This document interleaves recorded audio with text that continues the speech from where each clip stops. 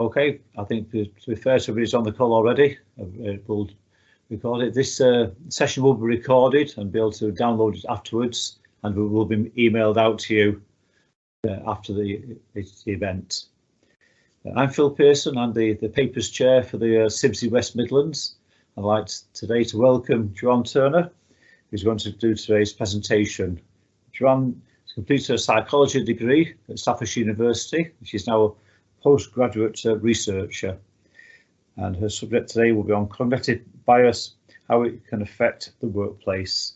And it's a very interesting presentation. I've seen it before as a guinea pig, and I'll now like to hand over and welcome John, and thank you very much for giving this presentation. Thank you very much, Phil. So yeah, as Phil's just said, my name's Jo, and I am currently researching a PhD in psychology. I'm not researching it in cognitive bias, but I do have some understanding of it, and we thought it would be interesting to give you a talk today about cognitive bias and how it can affect you in the workplace. I will throughout the session ask you some ideas and some examples for you to give to me. So if you'd like to use the chat function, that would be fantastic. Also, if at any point you want to ask a question verbally, by all means, there's a hand popper-upper thing in Teams that you can pop your hand up, and then I can stop and you can actually verbally ask me the question. Or alternatively, you can use the chat function to ask the question. I'm going to turn my video off because I find it really difficult to see myself talking while I'm trying to talk. So I'm going to, hang on, I'm going to turn my video off. That's better. Right there. Hang on, come on, come on. Does not want to move now. Okay. Fab. So today's aims of the session are basically to identify some hidden barriers that you might find within your workplace, to discuss unconscious bias and how it might affect you at work, to identify some possible biases that often occur at work, and to take home an awareness of our own biases. So many people, they genuinely don't want to discriminate in the workplace, but their good intentions are not reflected in their behaviour. And this is because as humans, we are all biased. Biologically, we are hardwired to look for the fastest and the simplest way to make sense of the many sights and sounds that we experience. Our unconscious brain processes vast amounts of information every day. Everything that we look at, we hear, we feel, we taste, we smell is information that our brain has to take in and then look for patterns and sort that information into categories. Is that a tree? Is that a cat? Is that a dog? So we gather and we sort that information, but our brains don't give each decision equal attention. We take mental shortcuts. So that man that we see walking down the street that has a red jacket on with an envelope, we think it's the postman, but he could actually be somebody else. It could actually just be a man walking down the street with a red jacket on, going to somebody's house with an envelope in his hand. But these are mental shortcuts. So can anybody think of any other mental shortcuts that our brains might make? If you can you pop them in the chat message?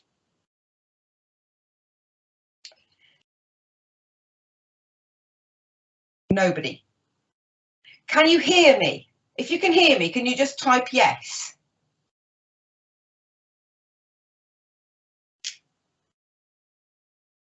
Okay, fine.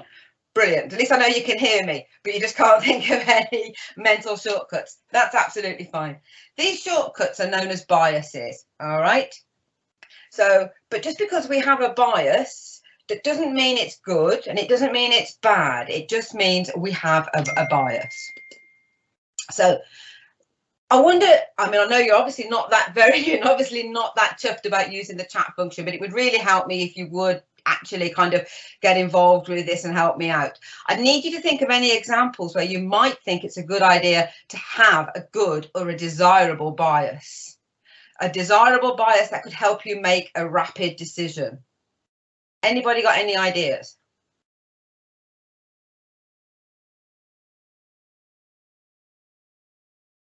If I give you an example, a desirable bias would be if you were faced with a hungry man-eating tiger, you would immediately see it was a hungry man-eating tiger and you would leave. So that's a desirable bias. So an undesirable bias would be something as if you were sitting in a performance review and you automatically assumed that you were going to have a poor performance review, you may act in that way. So these biases occur so rapidly, we're actually unaware that we're making them. They are what we call unconscious biases. And so these are things that occur all the time, that are happening without our knowledge. So here's an example for a friendly face. We all need a friendly face, absolutely. Here's an example for you. You've got a cup of tea and a biscuit, and that tea and that biscuit costs £1.10. The biscuit costs exactly £1 more than the cup of tea. How much does that cup of tea cost? And I do need you to put an answer. Somebody just put an answer in the chat box for me.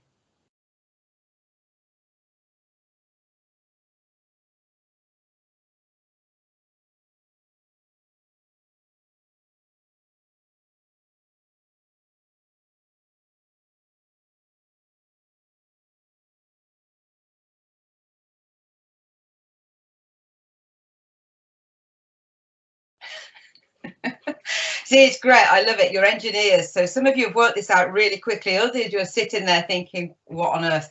So some of you have got the answer. Some of you have got the answer that would normally come to mind. And the answer that normally comes to mind is 10. So the answer would normally be 10 pence. But the real answer is 5 pence. OK, and that's because we choose 10 pence without thinking. This is because our unconscious mind uses instinct, not an analysis. So our unconscious is fallible and it's also biased. It makes snap judgments of people that we meet. OK, so the correct answer, as some of you sorted out, was 5 pence for the tea and £1.05 for the biscuit. So this is simplified, and rapid processing can sort us to sort some information as stereotypes. Stereotyping is making generalizations about individuals who belong to a group. So stereotypes such as teenagers are lazy. We all know that's a stereotype. Not all teenagers are lazy, but stereotyping can lead to a prejudiced attitude that can affect your behaviour and cause you to discriminate without realising that you are doing so. We like to think that we make decisions based on fact, but in reality, our decision making is influenced by our unconscious bias. Unconscious bias is based on things like past experiences and can affect the decisions we make about people. And if unconscious bias are kept in check, organisations and the employees that power them could let these biases influence their decisions in a way that holds them back. For example, a study that asked participants to consider 2 identical CVs for the same job, one a man and one from a woman, found that both male and female participants were actually more willing to hire the male candidate and to pay him more. George, the kind, caring boss, thinks he's being kind by not offering Harry, who has a disability, not offering him challenging projects. He also never asks Laura to go on overnight business trips because he's concerned about her having to leave her children. He cares about both members of staff, but unconsciously he's limiting their career. Therefore, unconscious bias can create hidden barriers which can cause you to unintentionally discriminate against people and miss out on hiring talented people and hold them back in their career.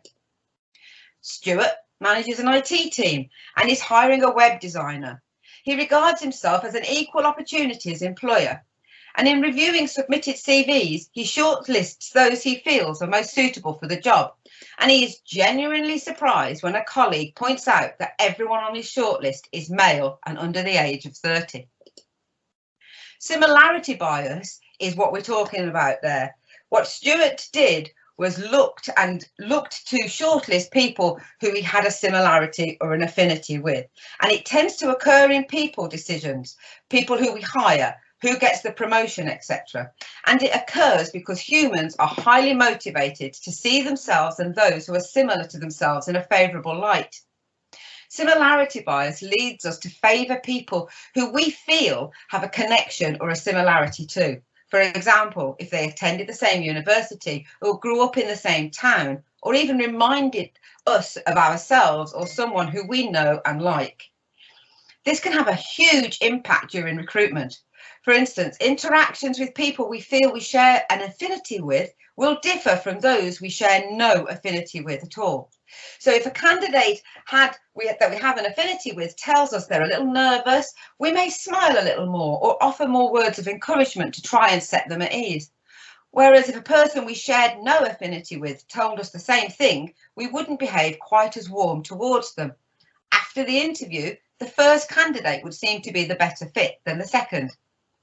We instinctively create in-groups and out-groups when we favour people in our in-group. And to overcome this, we need to actively find common ground with people who appear different and take note of the similarities that we share with the other people, so we can differentiate between attributes that may cloud our judgment and the concrete skills and experiences and unique qualities that would contribute to your team. So more of a culture add rather than a culture fit. In and out groups are when we work in teams. Now, when you work in a team, I'm sure you often hear people complaining about that there seems to be the in group. The team leader has favourites, or one group seems to have more influence with decision makers over others. This presence of the in and out group can create an us versus them culture, and this interferes with team cohesion. Team cohesion is a significant factor in team performance. Researchers found that members of out groups are more likely to leave their organisation, are considered to have bad attitudes, and are promoted less often and participate less in team discussions. On the other hand, it's found that members of the in-group tend to get better information, have more influence, get special treatment, and better assignments. People in the out-group feel underrepresented. For example, engineers might feel that they are the out-group in a meeting dominated by architects or marketing people. People who are vice presidents might feel their ideas are not given proper respect if they're in a meeting with senior vice presidents or with an executive team. People in the out-group feel there is a bias against them. They feel unheard. They feel disrespected and things seem unfair. Getting rid of this us versus them culture can be difficult because it's incredibly seductive. Leaders like an in-group because they tend to be aligned with the leader's ideas and experience. They give the leader what they want. In return, the leader gives the in-group what they want. As a result, the leader and the members of the in-group are very happy with this arrangement. Furthermore, people who are part of the in-group often don't even see that there is an issue or a bias or unfairness in the team. And this has two profound effects.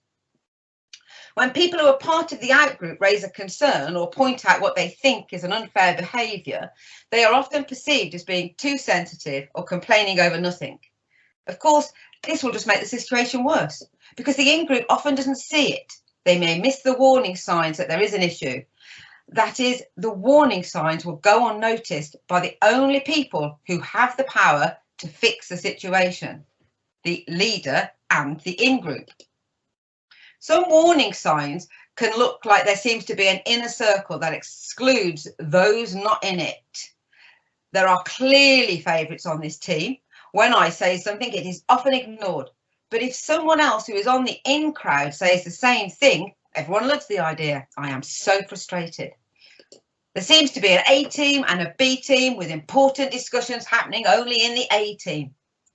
So if some people feel they are part of the out group, your team isn't maximising the potential contributions of the complete team members, whether they're in the wrong department, gender, race, nationality, or always have the wrong perspective.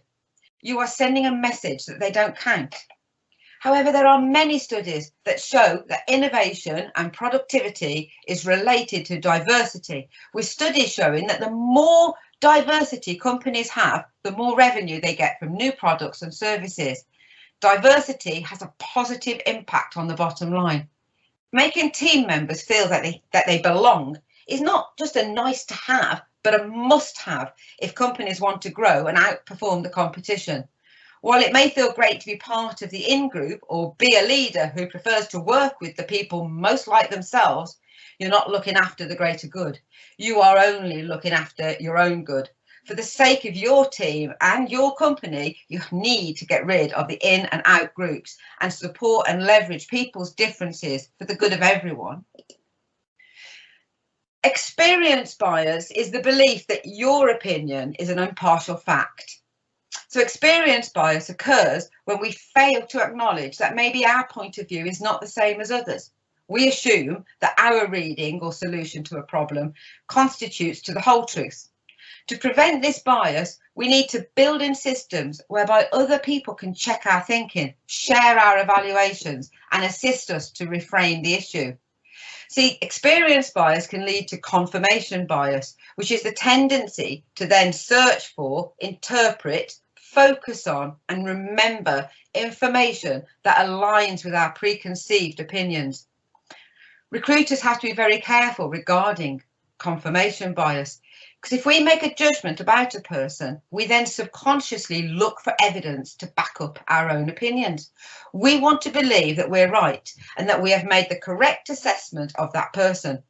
The danger of confirmation bias is, for instance, if you were recruiting a new person, is that our judgment could be inaccurate and it could actually result in the loss of a great candidate for your job.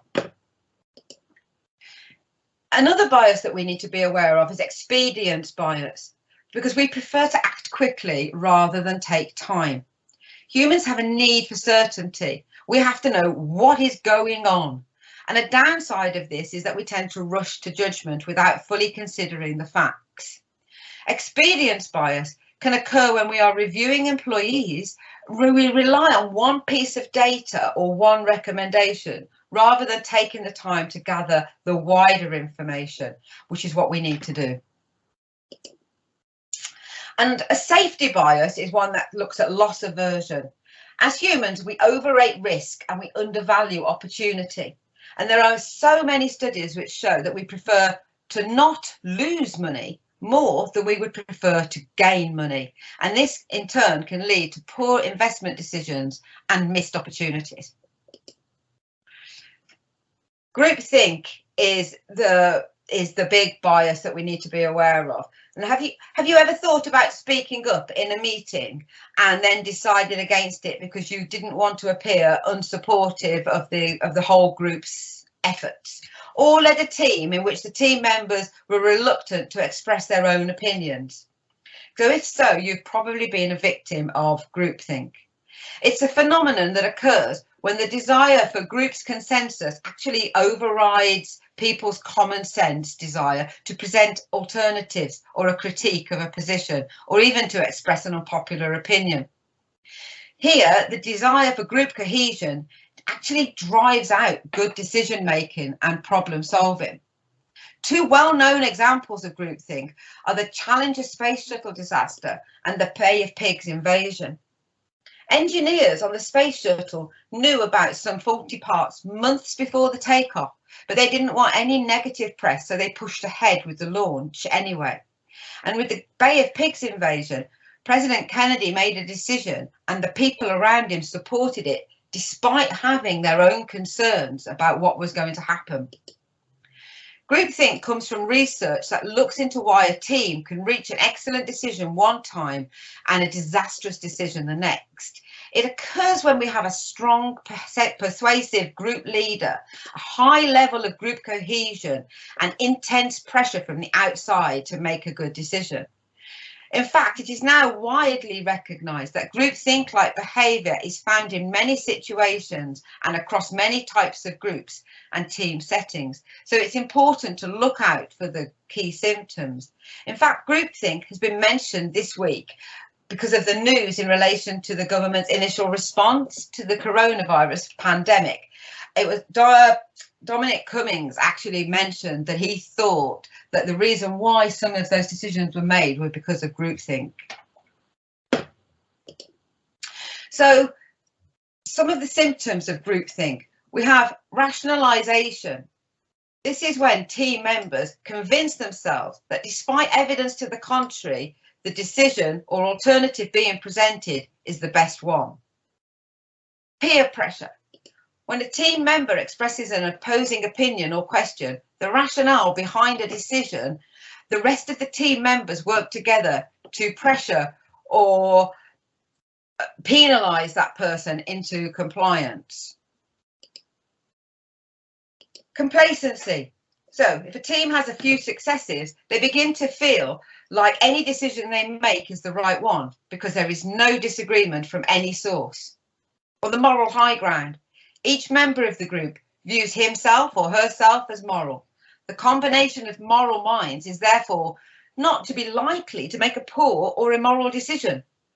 When morality is used as a basis for decision making, the pressure to conform is even greater because no individual wants to be perceived as immoral. And then, of course, we've got stereotyping. So as the group becomes more uniform in their views, they begin to see outsiders as possessing a different and inferior set of morals and characteristics from themselves. These perceived negative characteristics are then used to discredit the opposition. And then censorship. Members will censor their opinions in order to conform. Information that is gathered is censored so that it also conforms to or supports the chosen decision or alternative. And finally, you can have an illusion of unanimity. Because no one speaks out, everyone in the group feels the group decision is unanimous and causes it to spiral out of control. To avoid groupthink, it's important to have a process in place for checking the fundamental assumptions behind important decisions. So for validating decision-making processes and for evaluating the risks involved, it's really important that we explore objectives and alternatives, that we encourage ideas to be challenged without reprisal and examine the risks if the preferred choice is chosen, and we test assumptions. If necessary, we go back and we re-examine initial alternatives that were rejected. We gather relevant information from outside sources and we process this information objectively. And we need to have at least one contingency plan. A few other biases that you need to be aware of that happen throughout life. The halo and the horns effect. The halo effect is the tendency that people have to place on another person, putting them on a pedestal after they've learned something that's impressive about them. And the horns effect is the tendency that people have to view another person negatively after learning something unpleasant or negative about them. And those people, those impressions won't change. Gender bias, the tendency to prefer one gender over another. No surprise that men are all too often given preferential treatment over women in the workplace. But to actually put the proof into the pudding, one study found that both men and women prefer male job candidates, as we discussed earlier, and so much so that in general, a man is 1.5 times more likely to be hired than a woman. Ageism in the workplace is the tendency to have negative feelings about another person based on their age. But specifically in America, it's been found that this is affecting older people more than younger, with 58% of people at work noticing that ageism starts when they enter into their 50s. At that point, it can be more difficult to change careers, find jobs, or move up the career progression ladder, even though experience and expertise are critical skills for any successful business. But what about something that you might not think of? Name bias. This is a tendency that people have to judge and prefer people with certain types of names, typically names that are of Anglo origin. This is one of the most pervasive examples of unconscious bias in the hiring process and the process of allowing people to move up the progression ladder. One study found that white names receive 50% more callbacks for interviews than African American names. And another study found that Asian names are 28% less likely to receive a callback for an interview compared to Anglo last names. Beauty. Beauty is a social behaviour where people believe that attractive people are more successful, competent and qualified. And while appearances, race aside, are not protected by the Equal Opportunities Commission, it's a form of bias that is so prominent in the workplace that one study found that traditionally attractive people, both men and women, earned higher incomes and less attractive, lower. And another study found that attractive people are less likely to receive a job offer for roles that are low paying or perceived to be beneath them. And this is because attractive people are viewed as more social, happy and successful. And yet, if you're like me and you are small, height bias or heightism is so now prevalent that it's significantly shorter or taller than the socially accepted human height, we have a bias. Now, it might seem a little bit far-fetched, but we found that a person who is 6 foot tall can earn roughly £5,500 a year than someone who is 5.5 foot tall, regardless of their gender, age or weight. And another study found that tall candidates are perceived as more competent, employable and healthy, which could explain why 58% of male CEOs at the major companies are over 6 foot tall. So what can we do? We can slow down. We are more likely to use bias when we are under stress or in a rush. By slowing down the decision-making process, we can overcome bias with a logical step-by-step approach. So if Stuart had used the person spec to shortlist candidates, he would have reviewed the essential and desirable criteria, and this would have removed the opportunity for bias. We can reconsider the reasons for decisions. Once the decision has been made, can you provide a justification for it? If Keith had realised his only justification for not choosing Harry or Laura to visit an important client abroad, his feelings that they might not cope, he would have recognised it and his bias would have become more apparent. We can be self-aware. We can be aware of the first thing you think of when you meet someone or make a decision. Be honest with yourself. For example, what's the first thing you think of when an older woman applies for a role involving physical strength? Or what happens if a gay man applied for a childcare job?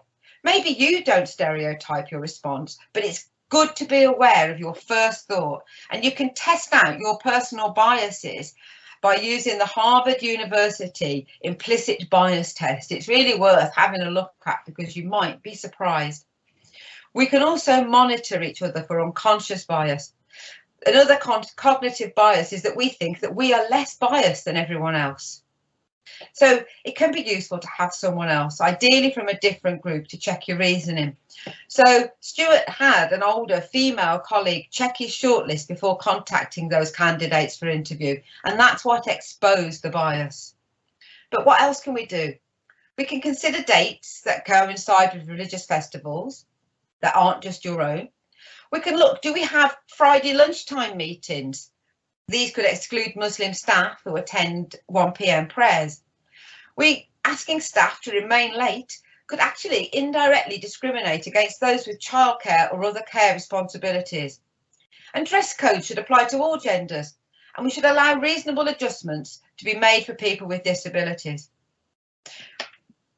Do you provide food and drink? Are you aware that some religions prohibit certain foods or alcohol? Is it normal for you to arrange to meet at a bar? Do you go for a pint at the end of a training session? All of these things are bias. All of these things are unconscious and are probably never done deliberately, but they're things that we should be aware of.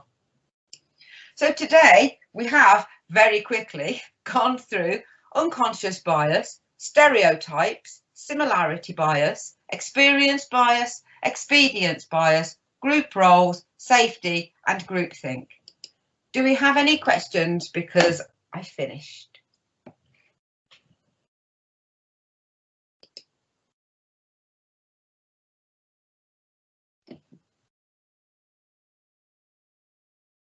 No questions? Thank you very much.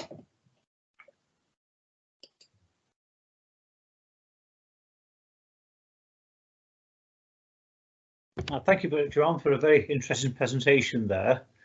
One of the questions I like to ask the group is whether anybody actually has experienced any of those bias meetings where they've had an opinion and it hasn't been listened to, or felt that they were sticking the head above the parapet. Perhaps if anybody could say yes or no or yes in the chats, that might be useful feedback. Certainly, I've been in meetings where I've found that people have the group mentality of they all think is a good idea. I don't listen to the one opinion which goes against that, and that opinion may well be the one that matters. That actually it does need considering. It's very, very valid points, and I think it's something. If we are all aware of biases, it can help our career paths going forward.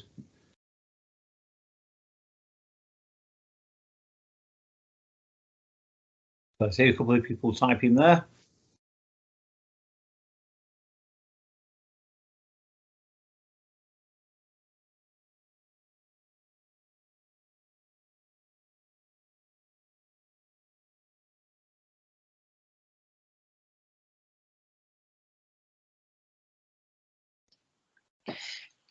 Absolutely, bias is human nature, and because it's human nature, it's important that we are just take a little bit of time to be aware of them, so that we can maybe not do those biases that could actually prevent or hurt or harm other people.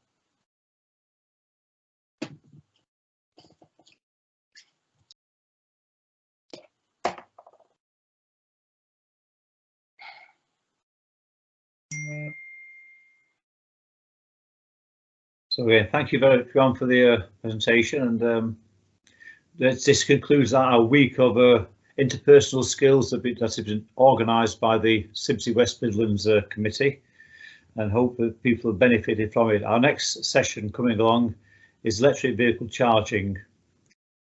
So point in the chat there, wants to.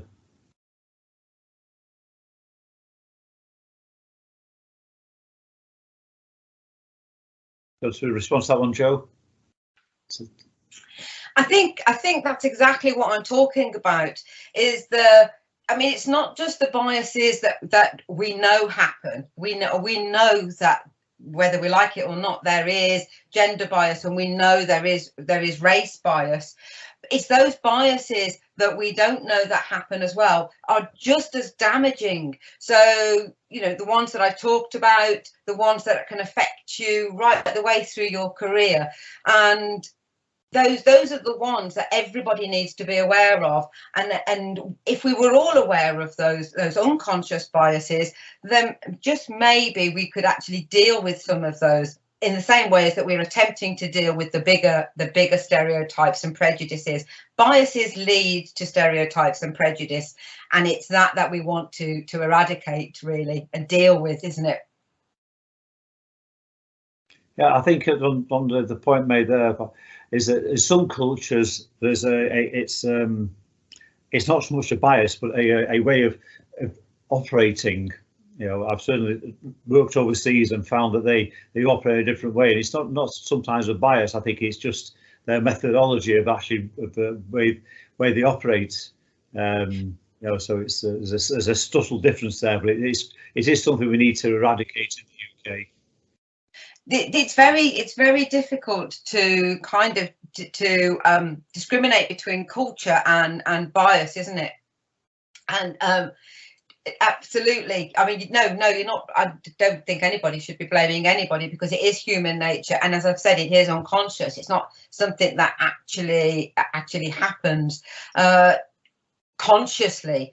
That's why if we can try and be aware that we can do these things unconsciously, we can deal with them. So in the kind of instance like similarity bias, when you have a recruiter who is looking at who they're going to recruit, just to be aware that not necessarily the person who you think is as most like you because of your attributes is maybe the best person for the job, if that makes sense.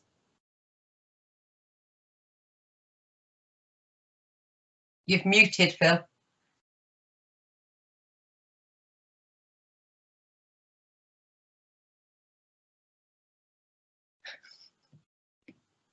Sorry about that. Yes. So thank you very much indeed again. It's just got one more comment. Just wait.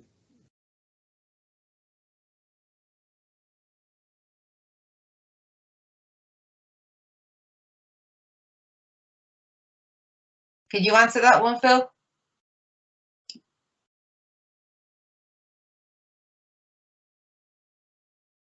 I'm not sure that, to be honest, I'm not familiar with the ECS cards, but it's something that's so whether it's contact us after the meeting, might or and so I'll answer the questions.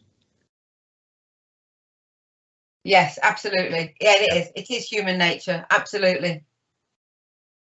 Yeah.